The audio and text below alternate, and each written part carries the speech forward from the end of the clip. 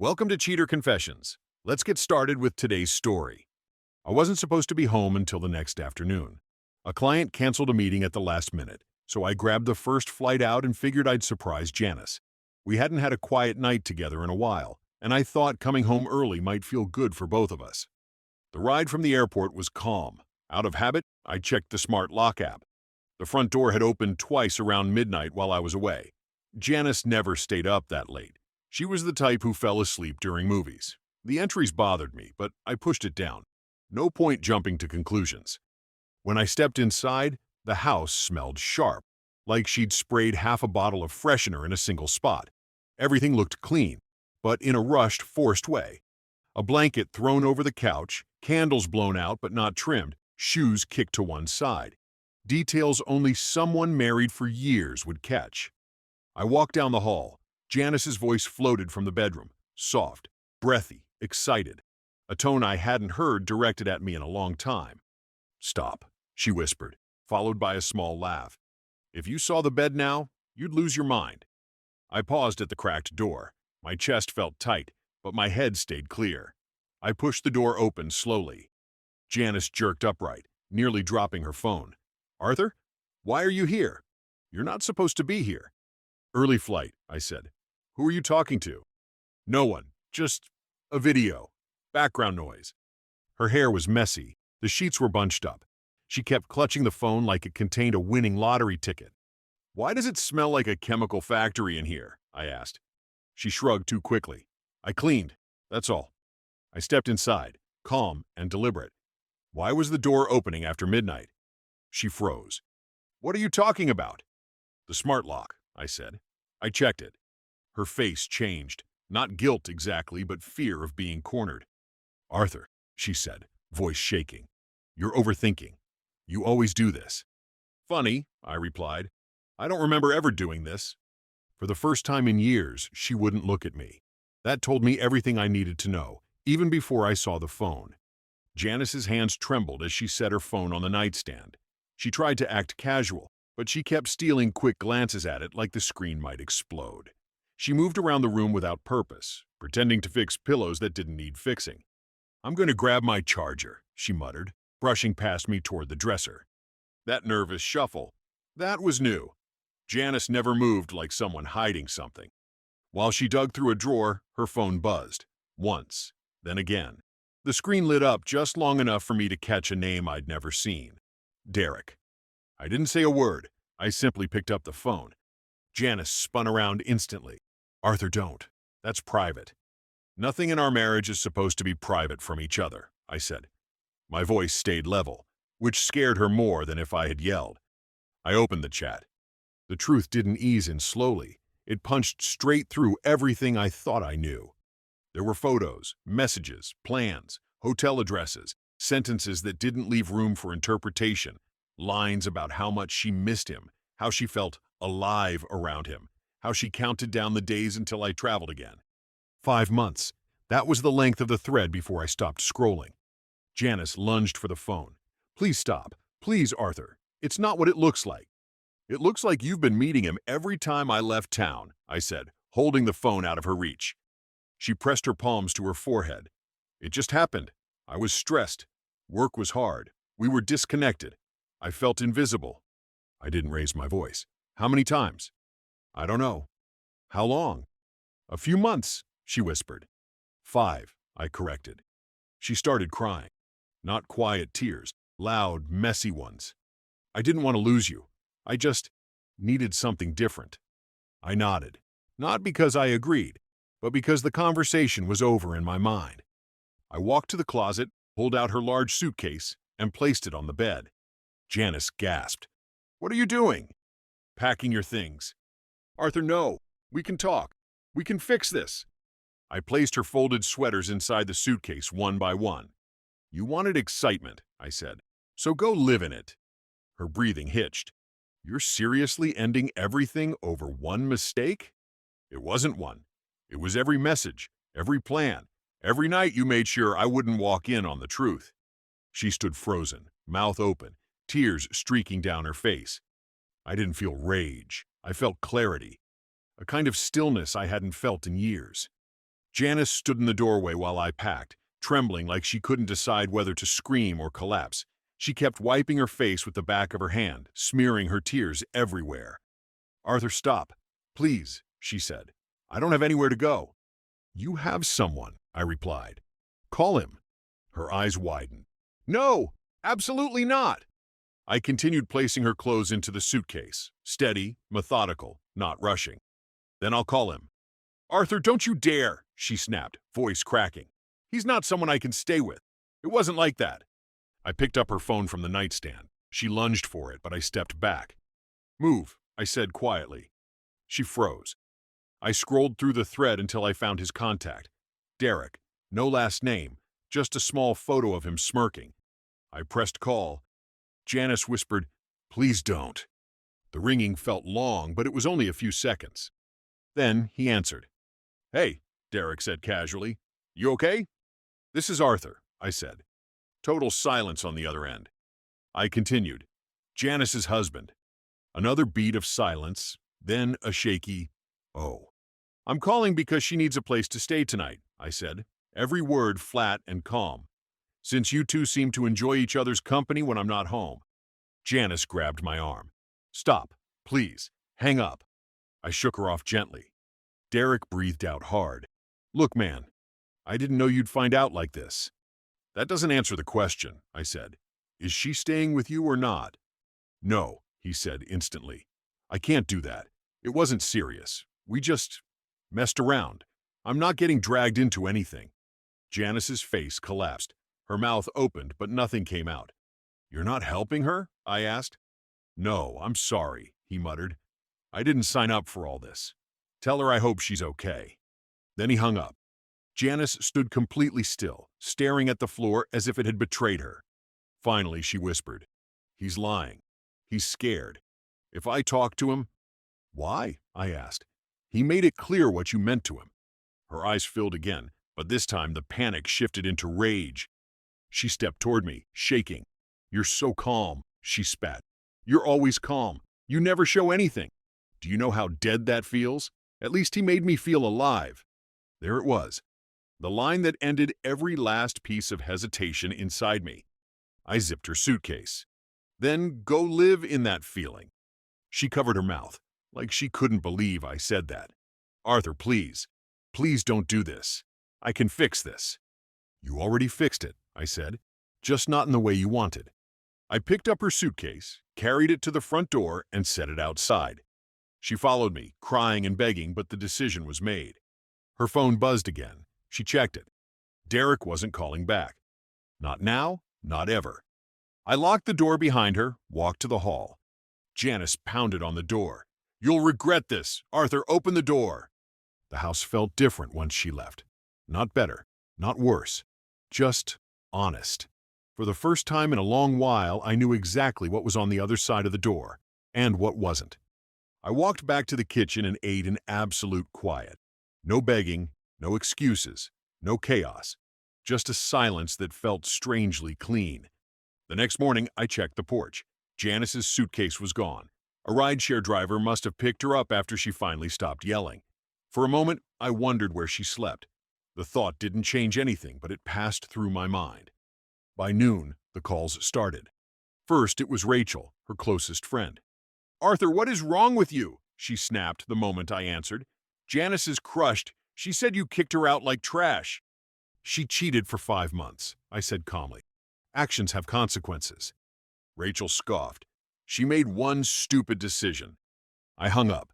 Simple. Efficient. Next was her brother, Isaac. He tried to sound calm, but his anger leaked through every word. "What did you do to her?" he demanded. "She's staying at a friend's place, crying her eyes out." "She chose what she chose," I said. "I'm choosing not to stay married to it." "That's cold." "It's reality." I hung up. After that, Janice left voicemails, some crying, some angry, some whispering apologies like she was scared of someone overhearing. I didn't respond. That evening, I scheduled a meeting with a divorce attorney named Patricia. When I walked into her office the next day, she didn't waste time. "Tell me what happened," she said. I handed her the smart lock logs and a brief written summary of everything I'd seen. She nodded as she read. You handled things cleaner than most people I meet. This will help us. I want the divorce done quickly, I said. No dragging it out. I'll file immediately, she replied. But expect pushback. She may try to claim emotional distress or financial need. I nodded. I'm ready for whatever she tries. That night, around 10, there was a soft knock on my door. Arthur, Janice whispered. Please, can you just talk to me? I stayed behind the door and spoke evenly. Anything you have to say goes through Patricia now. Please, she whispered again. Just let me explain. There's nothing left to explain. She sniffed, then her voice sharpened. People will think you're heartless. People always think something, I said, but the truth stays the same. She stood there in silence for a long moment, then walked away. I didn't open the door, not once. The peace inside the house held steady. I intended to keep it that way. A week passed before anything big happened again. Everything felt stable, predictable. Every morning I woke up without bracing for a new storm. Then, one morning, I got an alert from my email. Janice filed for temporary support and claimed I was controlling and emotionally harmful. I read the words twice, not because they hurt, but because of how quickly she flipped from "I'm sorry" to "he ruined my life." I forwarded the document to Patricia. She called me 5 minutes later. Don't panic, she said. It's a standard tactic. We'll respond with evidence. I'm not worried, I replied. Just disappointed. She chuckled. That calmness will help you more than anything. That night, around 1 in the morning, I heard pounding on the front door. Loud, frantic, unhinged. Arthur, I know you're awake. Let me in. It was Janice. Her voice bounced off the street. I stayed back and spoke through the door. Go home, Janice. This is my home too, she shouted. No, I said. It's not. She screamed something muffled and kept hitting the door with the flat of her hand. I called the police, keeping my tone low and steady. They arrived quickly. 2 officers approached her while one came to speak with me at the door. She says she lives here, he said. I handed him the deed through the crack. She moved out. She's trying to force her way in because I won't take her back. One officer asked her point blank if I had ever harmed her. She said no. He asked if I withheld her belongings. Another no. They told her to leave or face a trespassing warning. I have nowhere to go, she cried. That's not his legal problem, the officer said. You need to leave the property. She left sobbing down the driveway, shouting that I was destroying her life. I shut the door and locked it. The next morning, I walked out to go to work and stopped cold. My car was destroyed. The entire side was scratched deep, and the hood had a word carved across it. ALIVE. I stared at it for a full minute before checking my phone. Danny, my neighbor, had sent a message an hour earlier. Arthur, my camera caught someone messing with your car. It's Janice. Do you want the video? I replied, send it. When I saw the footage, Janice stumbling, crying, dragging her keys down the paint, I felt a strange mix of sadness and confirmation. Not anger, just truth. I filed another police report and forwarded everything to Patricia. She called back almost immediately. This helps us, she said. It shows a pattern. Judges hate this kind of behavior. I'm not trying to win, I said. I just want it over. And this will speed it up. That evening, Janice left one last voicemail. Her voice was hoarse. I don't know who I am anymore, Arthur. You broke me. I saved it. Not to use against her, but to remind myself later of one simple fact. I didn't break her. She broke everything long before I changed the locks. By the time our court date arrived, Janice looked like she hadn't slept in weeks. She walked in wearing a wrinkled blouse and a forced smile, the kind people use when they're hoping strangers will feel sorry for them. She avoided looking at me as she sat with her attorney, whispering fast, desperate words. Patricia leaned toward me. Stay calm. The judge will read you in seconds. I'm fine, I said, and I meant it. The hearing began. Janice's lawyer stood first, painting a picture of a lonely wife abandoned by her career-driven husband. He spoke about emotional distance, neglect, and years of feeling invisible. I didn't interrupt. I didn't react. When he finished, Patricia stood. She didn't raise her voice. She didn't dramatize anything. She laid out the facts in smooth, simple order. 5 months of messages, photos, door logs showing late-night entries, voicemails, the police report, Danny's video of the keyed car, Janice's attempts to get into the house. Each piece hit the room harder than the last. Janice sank lower in her chair, her hands covering her mouth. The judge listened without emotion. When Janice's lawyer tried to object, the judge held up a hand. "Sit down. I've heard enough of your client's side." Janice finally broke. "Your Honor, I only cheated because I felt dead inside. I needed something, someone, to make me feel alive again. Arthur never—" The judge cut her off. "Ma'am, your feelings do not excuse your actions. You violated this marriage repeatedly." Janice tried again. "But he didn't even try to fix it." The judge turned toward me. "Mr. Arthur, do you have anything to say?" "One thing," I answered. "I didn't walk away because she cheated. I walked away because she chose it again and again. That was it. No speech, no emotion." The judge nodded and delivered the decision. "I kept the house. I kept the savings we did not share. She received a small, one-time payment, no monthly support, no claim to future earnings. The vandalism incident was noted as concerning behavior." Janice's face crumpled into her hands. She cried loudly, shaking, unable to breathe between sobs. Outside the courtroom, she approached me. Her voice was a rasp. "You're letting me fall apart," she whispered. "You're really doing this." "You did it to yourself," I said calmly. She stared at me like she didn't recognize the man standing in front of her. "I thought, eventually, you'd forgive me," she said. "You always forgive everything." "That was your mistake," I said. "You counted on the old version of me." She wiped her face with her sleeve. "I have nothing, Arthur." "You still have yourself," I replied. "Just start there." Her eyes went blank for a moment, like she finally understood the final door had closed. She walked away without another word. And for the first time since the day I caught her, I felt something close to relief. After the divorce, everything settled faster than I expected. Not emotionally, just practically. The paperwork cleared, the payments were handled, the house felt steady again. Routine came back like it had just been waiting for space. Janice, though, her fall didn't stop at the courtroom. I heard pieces of her situation through the normal channels you can't really block in a small social circle. Rachel stopped defending her when the full story came out. Isaac apologized weeks later, saying quietly, "She lied to all of us. I shouldn't have come at you like that." She moved into a tiny apartment on the other side of town with someone she found online. Rent split, because she couldn't afford the place alone. Janice kept posting vague messages about starting over and healing from abandonment, but everyone who knew the truth stopped buying it. Eventually, she deleted half her accounts. I didn't check on her directly. I just let her fade from my world.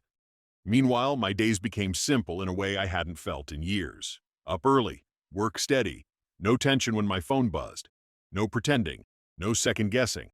I traded in the damaged car and bought a new one, quiet and clean. Small decision, but it felt like reclaiming something. Dating wasn't on my list. Not for now. Maybe not for a while. I wasn't avoiding it. I just wasn't rushing toward anything that required trust I hadn't rebuilt yet. One evening, about 3 months after the divorce, I flew home from a short work trip. Same kind of flight that started all of this. Late arrival, quiet airport, familiar drive. When I walked up to the door, I unlocked it and stepped inside. The house greeted me with silence. Not cold, not empty, just mine. I dropped my bag by the couch and stood in the center of the room for a moment. No fear, no guessing, no pretending, just peace. I reheated leftovers, sat at the table alone, and realized something simple. Janice screamed that Derek made her feel alive. But she forgot that real life doesn't come from chaos. It comes from choice, clarity, and honesty. I didn't need someone else to show me that. For the first time in a long time, I felt alive too, just in a steadier way, a way that didn't cost me my dignity. I turned off the light and walked down the hall. When I reached the bedroom door, I paused. Not because I was scared of what I'd find, just because I appreciated the silence behind it. I opened it. Still, clean, honest.